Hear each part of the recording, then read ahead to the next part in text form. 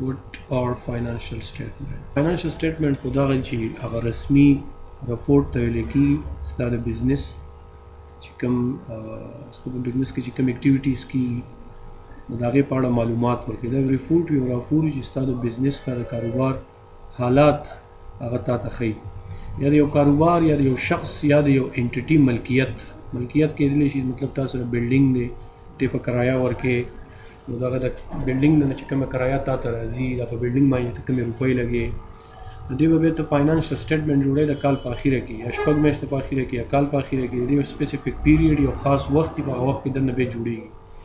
یا د یو شخص باره کې مطلب بینک کې موږ سټیټمنټ نه جوړو، موږ بینک اکاؤنٹ کلاو کړی دی یو کال تیر شي، داغه نه پس موږ بینک ته موږ سټیټمنټ راکړو. په سټیټمنټ کې بینک ته یو کال پورا ریپورت راکړي چې په یو کال کې تاسو د روپیو جمع کړي، دومره دی وړي، دومره جمع کړي، دومره دی وړي. نو دا د یو شخص باره کې موږ جوړو یا د یو بزنس باره کې جوړو یا د یو انټیټي ملکیت باره کې موږ فاینانشل سټیټمنټ جوړو. بیا په فاینانشل سټیټمنټ کې بیلانس شیټ دی او انکم سټیټمنټ یو دریم نمبر په کې راځي کیش فلو. کیش فلو سټیټمنټ دی یو بل له زموږ سره خو زیات چې کوم مهم دي کنه انلاین چې ریسرچ هم وکړي، زموږ سره یو بیلانس شیټ دی یو انکم سټیټمنټ دی. دا کیش فلو مطلب کیش اکاؤنٹ څومره ډیبټ شوی څومره کریډټ شوی په یو شپږ میاشتو کې په یو کال کې، نو هغه صرف د کیش یو کیش ان دی یو کیش اوټ دی، څومره کیش دنه شوی څومره بار شوی څومره دنه شوی څومره بار شوی، هغه ته موږ کیش فلو سټیټمنټ وایو. مهم زموږ سره بیلانس شیټ دی او انکم سټیټمنټ دی.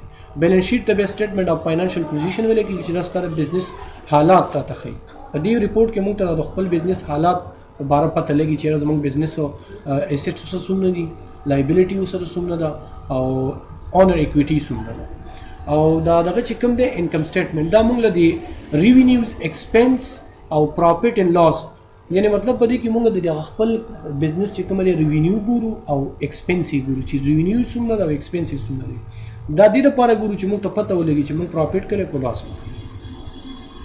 بیا دې نه لاندې بیا بیلانس شیټ دی نه.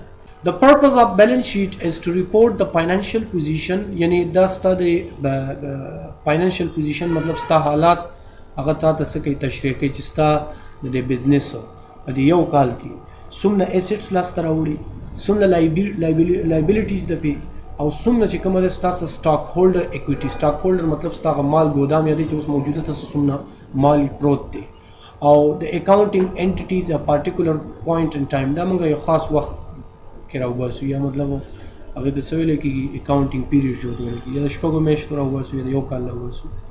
او بیا د دې نه لاندې زموږ سره انکم سټیټمنټ دی. نو انکم سټیټمنټ موږ ته ریزلټ راکوي زموږ د فاینانشل اکټیویټیز چې زموږ ریونیو څومره ده، زموږ ایکسپنس څومره دی، زموږ گین څومره دی، او دا شان موږ لاس کړي کو پروفټ هم کړي. نو دا معلومات چې موږ خپل د موږ سټیټمنټ انکم سټیټمنټ راخلو. اول به موږ بیلانس شیټ جوړو چې پای کې موږ خپل ایسټس راوباسو، لایبیلیټیز راوباسو، اونرز ایکویټي راوباسو. پس دا غینه بیا موږ راځو انکم سټیټمنټ. نو په انکم سټیټمنټ زموږ اخیری ریپورت وي. نو پای کې موږ بیا خپل ټوټل څومره سیلز موږ کړي، زموږ چې څومره انکم ریونیوز او موږ یو طرف ته کو او ایکسپنس بل طرف ته کو. بیا به د ریونیوز نه چې کوم لري سیلز نه دا غینه به ایکسپنس ماینس کو نیگیټیو ویلیو رااله زموږ لاس دی، کو پوزټیو ویلیو رااله زموږ پروفټ دی. دا وسوګره بیلانس شیټ دا یو کمپنی دا ایکس ای او کارپوریشن.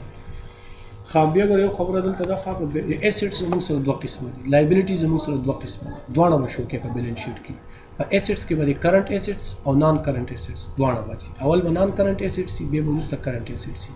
نان کرنٹ ایسټس بزان له ټوټل کې ایسټ او کرنٹ ایسټس بزان له ټوټل کې، بیا به دواړه ټوټل کې. دلته و دي صرف ایسټس اچلي.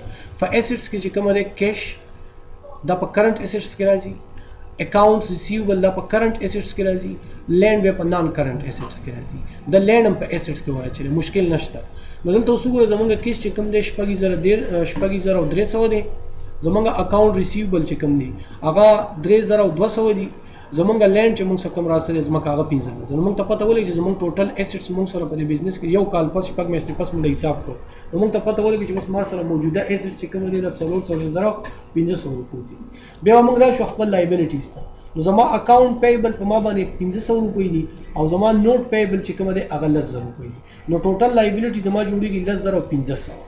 نو دلته ما ته پته ولګي چې زما ایسټ 400,500 دي او زما لایبیلیټي په ما باندې کوم قرضه د 10,500 ده. بیا ځلاندې رالم دلته کې سټاک هولډر اکویټي.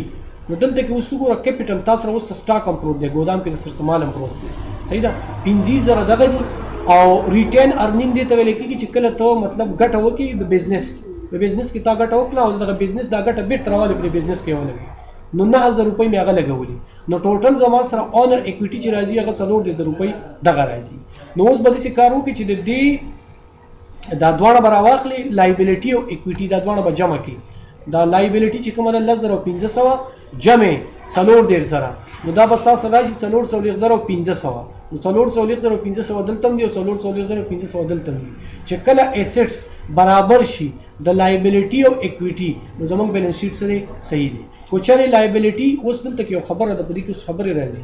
مثال چې کله لایبیلیټیز دا اونر اکویټي معلومه نه نو بیا به موږ د ایسټس نه لایبیلیټي ماینس کوو. خو چېرې زموږ سره کیپټل اکویټي معلومه وي نو بیا به موږ داسې کار کوو چې موږ به دغه د لایبیلیټي او جمع اکویټي دا دواړه به جمع کوو نو موږ سره ټوټل لایبیلیټي نه اکویټي لاندې راشي. نو دلته بره زموږ ایسټ 4,500 دي، دلته زموږ ایسټ چې کوم د ټوټل لایبیلیټي اکویټي چې کوم 4,500 دي. اوس دلته خبره ده سوچ دا دی وروره چې دغه کیش کې شپه سره 6,300 روپۍ دي، دا د کوم طرفه راغلي؟ یا به تا چا نه قرض اخیستی، چا نه د قرض اخیستی خو لایبیلیټي شو، کو د مالک نه دی اخیستی کیپټل شو، او ای خو نه دی راغلی کنه. نو دلته کو تو ګورې د مالک 15,000 روپۍ یو ځل په دې کې چلی دي او 9,000 روپۍ به بل ځل چلی دي. نو دلته کې اوس موږ ته پته ولګېده چې دغه روپۍ چې کومې دي دا 3,000 څه شی دي 6,300 دا ما لایبیلیټي نه دا اخیستی، ما چا نه قرضه نه دا اخیستی. کله چې مطلب ته ګاډی اخلي 15,000 روپۍ 15,000 روپۍ سره خپلې دي 15,000 چا نه قرض کړي 15,000 روپۍ تا ګاډی راوستي. و چې تا خپل لایبیلیټي معلومه نو تا 15,000 روپۍ قرضه کړې ده، نو ته به د 10,000 روپو نه دا 10,000 دا ګاډی ستاره لپاره ایسټ شو 15,000 روپۍ دی اغستې. و د دې بیلانس شیټ جوړو 15,000 روپۍ ما ګاډی اغستې دي، دا 10,000 روپۍ چې دا ګاډی واغستې شو دا ستا ایسټ شو. نو ته به دلته په ایسټس کې کار به 10,000 روپۍ ډیبټ کړي. و دا 10,000 روپۍ د کوم طرف راغلي؟ نو ته به دې کوی چې ما پلان کې نه بینګ نه قرض اغستې، نو ته به دغه 15,000 روپۍ ما قرض اغستې، نو د 10,000 نه 15,000 روپۍ سکی دا به ماینس، نو 15,000 روپۍ تا باندې لایبیلیټي شو او دا 15,000 روپۍ چې کومې د ستا خپل کیپټل وو. پوه شوې؟ نو داسې موږ بیلانس شیټ جوړوو. اوس دویم اگزامپل لګورو، دا اوس وګورئ دا زموږ سره ایسټس په دې کې کرنٹ ایسټس او لانګ ټرم ایسټس. کرنٹ ایسټس او لانګ ټرم ایسټس، د لانګ ټرم ایسټس ته موږ فکس ایسټس هم وایو. دلته زموږ سره کیش دی 2,800، زموږ اکاونټ ریسیوبل نه 300 قرضدار دی، زموږ پریپیډ ایکسپنس د مخکې نم خرچي ورکړي دي 10,000 روپۍ دغه دي. موږ سره انوینټری ده، انوینټری د 9,800 نو ټوټل چې موږ راواغستې دا ټول جمع کړي ټوټل کرنٹ ایسټس نو دا رالو 23,900. بیا بلاندې لاړ شي لانګ ټرم ایسټس ته. لیز هولډ امپروومنټ څه ته ویل کېږي؟ لیز هولډ امپروومنټ دې ته ویل کېږي کنه چې اوس مطلب مونږه په لیز باندې چاته مطلب دا دی یو ځای مو ته ورکړی دی او کرایه باندې مو ته ورکړی دی، په لیز باندې مو ته ورکړی دی چې مطلب ځمکه ده یا هر څه چې مونږ خرڅ کړله 10,000 روپۍ دغه ورکړله، 1,00,000 روپۍ دغه ورکړلی او بل دی اکامولیټډ د ډیپریسیشن نه دا همیش کمیږي. ګوره تاسو یو آیټم مطلب ګاډی و سره او په 1,00,000 روپۍ د اغستې او دا ګاډی د خرڅ کو په 80,000 روپۍ دا 60,000 روپۍ دې ته څه ویل کېږي چې ډیپریسیشن. صحیح ده. نو 98,000 روپۍ را سره دا دي او 1,00,000 دا دي، دواړه یې خپلو کې جمع کړو 1,00,000 او 900 دا زما ټوټل سره رالو لانګ ټرم ایسټس رالو. صحیح ده کنه؟ دا ته وګوره دې کې یو ټوټل کرنٹ ایسټس 3,900 دلته راایستې دي. صحیح ده. او 98,000 روپۍ دا شولې. صحیح ده کنه؟ 98,000 روپۍ دا شولې. نو یو 3,900 جمع 98,000 نو څو راځي؟ 1,00,900. بیا دلته لایبیلیټي ده، کرنٹ لایبیلیټي زما یو اکاونټ پیبل دی 9,000 دادي 450 دادي او زر دادي ټوټل 50,450 راځي. لانګ ټرم لایبیلیټي په ما باندې چې کومه دی 99,500 ده دواړه جمع کړو 1,09,950 دا به اونر اکویټي ده.